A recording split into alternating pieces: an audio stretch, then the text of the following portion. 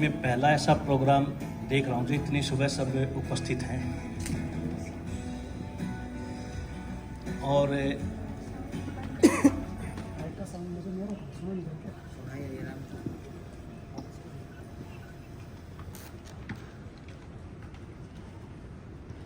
ये दर्शाता है कि किस व्यक्ति के सानिध्य में आप उपस्थित हैं और कितना आपको उनसे लगाव है।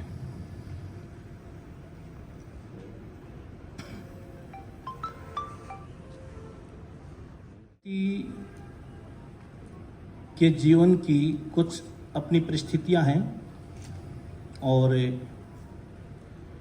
योग दृष्टि से देखें तो प्रत्येक व्यक्ति का अपना एक भाग्य और प्रत्येक व्यक्ति की अपनी एक ऊर्जा है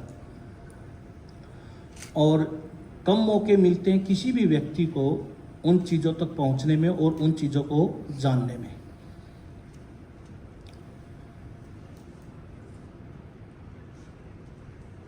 हम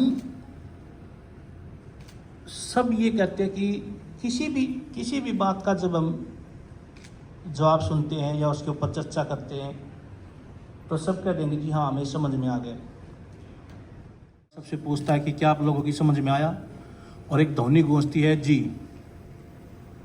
और आरंभिक चरणों में उन्होंने बिल्कुल ठीक ही कहा कि हमें समझ में आया, लेकिन मूल से व्यक्ति फिर भटक जाता है क्योंकि हमारे अंतःकरण में उस चीज़ का वास नहीं हुआ है।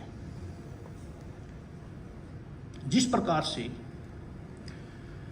एक व्यक्ति के मन के अंदर अगर ये चाहो कि मुझे अनंत धन कमाना है, अनंत सम्मान पाना है,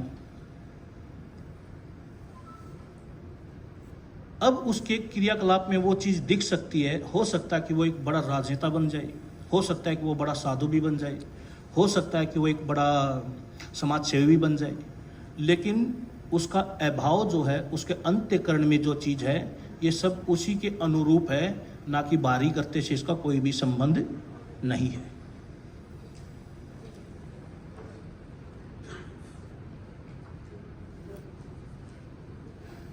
तो बड़ी मुश्किल स्थिति हो जाती है ये समझते हुए कि जो व्यक्ति जैसा करता हुआ दिखता है क्या वो सच में वैसा ही है,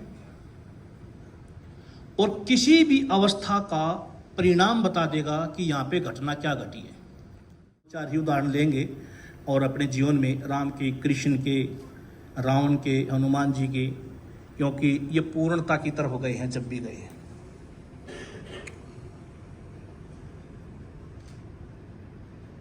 तो अगर रावण से रावण शब्द हटा दे और सिर्फ एक भक्ति का परिचय दें तो जितनी अनंत पूजाएं, साधनाएं, जितने स्तोत्र और जितने अभिषेक उसने किया तो प्रत्येक व्यक्ति उसको यही बोलेगा कि सबसे बड़ा भक्त है। लेकिन वो सारी शक्तियां इकट्ठी हुई, सारी शक्तियां मिली और उनके बाद उसने उसी पे उनको अपने साधा, उसी पर तंचा पे चढ़ाया जो उसका मूल था। हमारा मूल क्या है ये हम सदैव भूल गए। तो अभी जो यूएन की ये बात कर रहे थे, यूएन में ऐसा कुछ नहीं है, यूएन में भी आप जैसे ही लोग हैं, लेकिन यूएन को इसलिए हम ज़्यादा स्ट्रॉन्ग तरीके से बोलने की कोशिश करते हैं क्योंकि वो एक संघ है, एक ऐसी शक्तिशाली लोगों का संघ है जहां पे उनके पास शक्तियों का ज़्यादा अधिकार है। और जब शक्तिशाली कोई कन्वेंस होता है, आप मुझसे भी शक्तिशाली हो, जब शक्तिशाली कोई कन्वेंस होता है तो फिर साधारण व्यक्ति उस चीज़ को अप्रिशिएट करता है कि जब वो भी मान चुका है तो मैं भी अपने शस्त्र डाल दूं। प्राचीन समय में बहुत सुनने का और बहुत गहरा विषय है, अगर आप ये बात समझ पाएं, और समझने के लिए बहुत ज़्यादा एकाग्रता चाहिए होती है।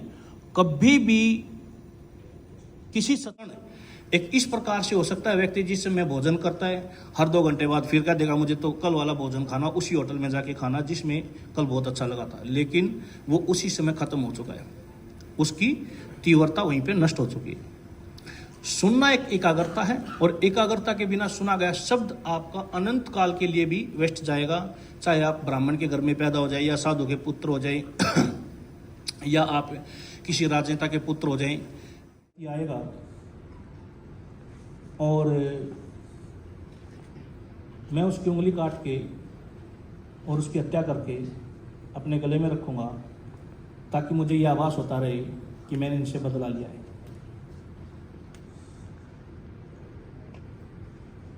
और जब बुद्ध का उस दिशा में जाना हुआ तो उनके शिष्यों ने उनको रोका कि उनको ये विषय, ये प्रसंग सीखने का बहुत ज़्यादा आवश्यकता है कि जैसे ही वो जाने लगे, बुद्ध के शिष्यों ने रोका कि आप उस दिशा में ना जाए, यहाँ पे उंगलीमाल नाम का हत्यारा है और वो आपकी हत्या कर देगा, सबको मार देगा। तो बुद्ध ने पीछे मुड़ के नहीं देखा, वो सीधे चलते रहे।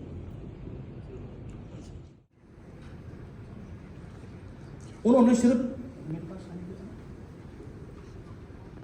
जब बीच में रोक दें आती रहेंगी और इनको सिलेक्ट करना, इनके अंदर मौजूदा अपने आप को पाना, यह बहुत ही दुर्लभ एक विषय है।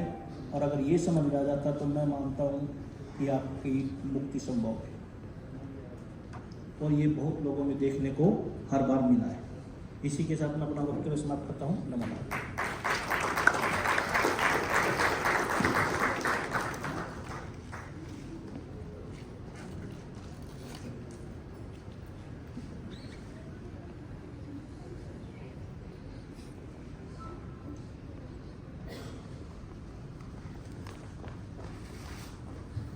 बहुत बहुत धन्यवाद Yogi ji, thank you very much. और